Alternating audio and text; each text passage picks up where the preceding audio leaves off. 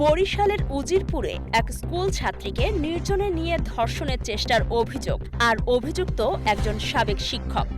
ঘটনাটি সামনে আসতেই এলাকায় ছড়িয়ে পড়েছে তীব্র ক্ষোভ, উদ্বেগ আর প্রশ্ন।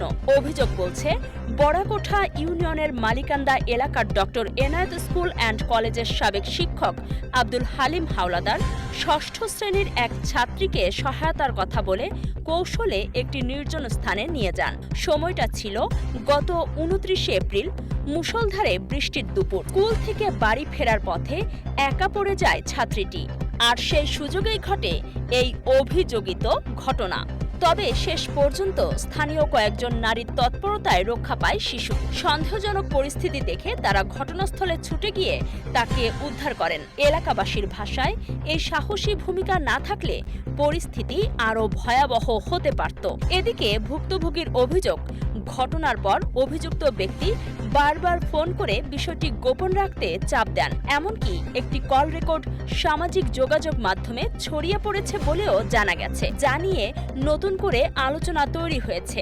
ঘটনার আরেকটি গুরুত্বপূর্ণ দিক, প্রতিষ্ঠান কর্তৃপক্ষ বলছে অভিযুক্ত শিক্ষক 15 দিন আগেই অব্যাহতি নিয়েছেন, কিন্তু ভুক্তভোগীর দাবি ঘটনার দিনও তিনি ক্লাস নিয়েছেন। ফলে প্রশ্ন উঠছে, তথ্য গোপন করা হচ্ছে নাকি দায়িত্ব এড়ানোর চেষ্টা। স্থানীয়দের দাবি, এর আগেও ওই ব্যক্তির বিরুদ্ধে অনৈতিক আচরণের অভিযোগ উঠেছিল, কিন্তু কোনো দৃশ্যমান ব্যবস্থা নেওয়া হয়নি। ফলে এবার ক্ষোভ আরও তীব্র। অন্যদিকে ঘটনাটি স্থানীয়ভাবে মীমাংসার চেষ্টা চলছে এমন অভিযোগও শোনা যাচ্ছে, যদিও এর পক্ষে স্পষ্ট প্রমাণ মেলেনি। তবুও এই সম্ভাবনায় উদ্বিগ্ন করে তুলেছে সচেতন মহলকে। ভুক্তভোগীর মায়ের কণ্ঠে একটাই দাবি, বিচার। আর এলাকাবাসী বলছেন, এটি শুধু একটি পরিবারের বিষয় নয়, এটি প্রতিটি অভিভাবকের নিরাপত্তা, উদ্বেগের প্রতিচ্ছবি। উজিরপুর মডেল থানার পক্ষ থেকে জানানো হয়েছে, পুলিশ ঘটনাস্থল পরিদর্শন করেছে এবং লিখিত অভিযোগ পেলে নেওয়া হবে আইনগত ব্যবস্থা। তবে এই প্রতিবেদন প্রচার পর্যন্ত থানায় কোনো লিখিত অভিযোগ দায়ের হয়নি। অভিযুক্তের মোবাইল ফোন বন্ধ, আর ঘটনার 24 ঘন্টা পেরিয়ে গেলেও নেই কোনো গ্রেফতার। ফলে প্রশ্ন এখন একটাই, কত দ্রুত আইনের আওতায় আসবে অভিযুক্ত, আর কতটা নিশ্চিত হবে বিচার। এই ঘটনায় দ্রুত গ্রেফতার, সুষ্ঠু তদন্ত এবং দৃষ্টান্তমূলক শাস্তির দাবি জানিয়েছেন স্থানীয়রা। স্কুলে আমি গেছি, যাওয়ার পর তারপর আমি বলছে যে আমার সাথে যাবি। তারপর বৃষ্টি নামছে, তারপর আমি এর সাথে ছিলাম। আমার বলে কি, চল খারাপ কাজ করতে চল, কই না যাবো না। তারপর আমাকে মারছে, থাবড় মারছে, গালে দুটো থাবড় মারছে। তারপর থাবড় মারার পর তারপর চলে, তারপর গেছি, এরপর বাথরুম ঢুকেছে, আমি চেক করে দিছি, পিছে একটা মহিলা ছিল, সেই মহিলা আছে। যাওয়ার পর গেট খুলে না, তারপর গেট খুলেছে, তারপর এবারে পলাই।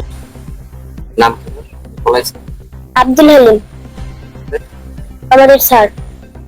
আমাকে বলছে যে তুমি এই তোমার যে খারাপ কাজ করছে তাগুলো বলবা না, বললে তাহলে পুলিশে ধরাই দিবে তোমার হালিম স্যারকে। তারপর আমি বলছি ঠিক আছে। তারপর স্যার পুতের বউ ছিল, পুতের বউ আমাকে এগুলো শিখিয়ে দিছে।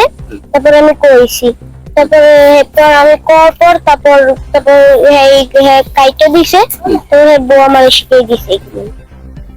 গতকাল কি ঘটছিল তোমার সাথে বলবা? কোন বাড়িতে বিষয় ঘটছিল? ওই যে ওই বাসা, একটা খালি বাসা আছে, সেই বাসা। কি করছে? কোন জায়গায়? জায়গাটা ছিল? হ্যাঁ। ওই জায়গাটা কি রকম? বাথরুম বা ঘর কোনটা? বাথরুম। কি করছে তোমার সাথে? আমার সাথে খারাপ কাজ করছে, আমি তারপর ঠিক করে দিয়েছি। তুমি কি জামা প্যান্ট করছো এরকম কিছু? হ্যাঁ। তুমি কি হয় তোমার? আমি আমাদের স্যার। এর আগে কি এরকম কিছু করছে তোমার সাথে, নাই প্রথম? এই প্রথম। তুমি কি চাও তার শাস্তি চাই।